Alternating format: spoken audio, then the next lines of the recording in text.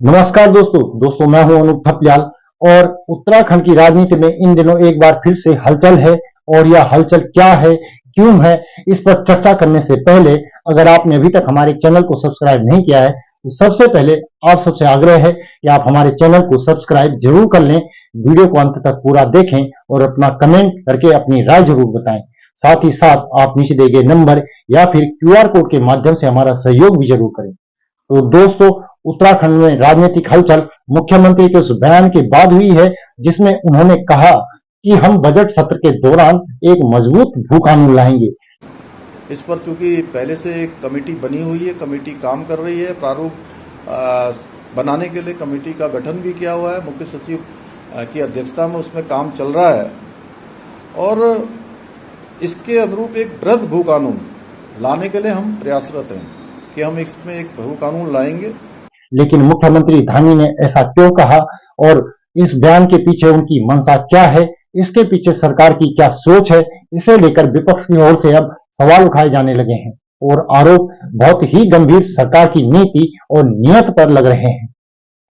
सचिवालय की इस गर्मी के बाद तमाम पत्रकार भाइयों के साथ वार्ता करके तमाम इस बात की, इस समस्या की परख रखने वाले लोगों के साथ वार्ता करने के बाद मुझे एक कहानी याद आ रही और वो कहानी ये है कि उत्तराखंड सरकार की प्रतिष्ठा, उत्तराखंड सरकार की निष्ठा, माननीय मुख्यमंत्री धामी जी की निष्ठा और उनके मंत्रिमंडल की निष्ठा लोगों ने सवालों के घेरे में उसको कैद कर दिया, शंका के घेरे में कैद कर दिया। निष्ठा में लगातार गिरावट है। यहां तक बातें आ रही है कि अगले 2, 4, 6 महीनों में जो लोग रिटायर होने वाले हैं उन लोगों के पिछले 20 साल 25 साल पहले की कुंडलियां खंगाली जा रही हैं और अगर उन पर कोई जांच हुई है तो उन पर भी दबाव बनाया जा रहा है कि आपकी जांच दोबारा हो सकती है, रिटायरमेंट नहीं जाओगे आप।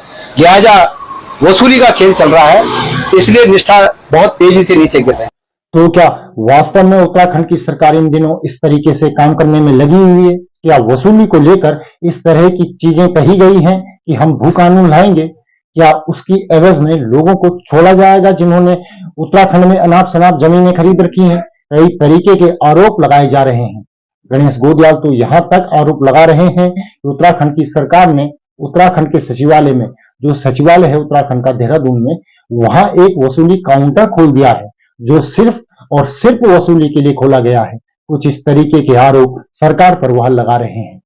और मैं आज भी आपसे उम्मीद करता हूं कि अगर आप वाकई इस विधेयक को लाना चाहते हैं, उत्तराखंड के हित में आप अपने विचार रखते हैं, आप उत्तराखंड के हितैषी हैं, तो आज रात से इस आशय का ऑर्डिनेंस लाइए कि आज के दिन तक जिन्होंने ये गड़बड़ियां की हैं उनकी जमीनें निहित की जाती हैं। ये लाइए आप आदेश।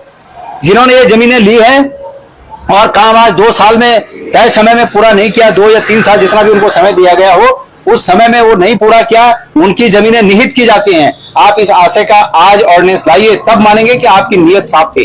अन्यथा आम चर्चा है सचिवालय में कि माननीय मुख्यमंत्री जी ने एक नया काउंटर कलेक्शन का खोल दिया है।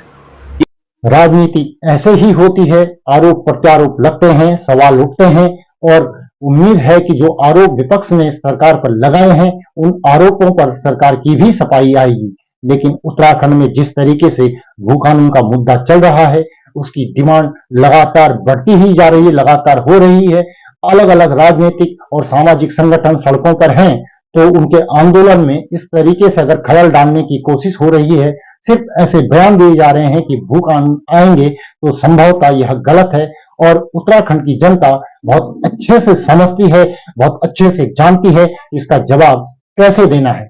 लेकिन मुद्दा गर्म है और इसीलिए सवाल भी लगातार उठ रहे हैं और इंतजार है तो सिर्फ और सिर्फ जवाब का है।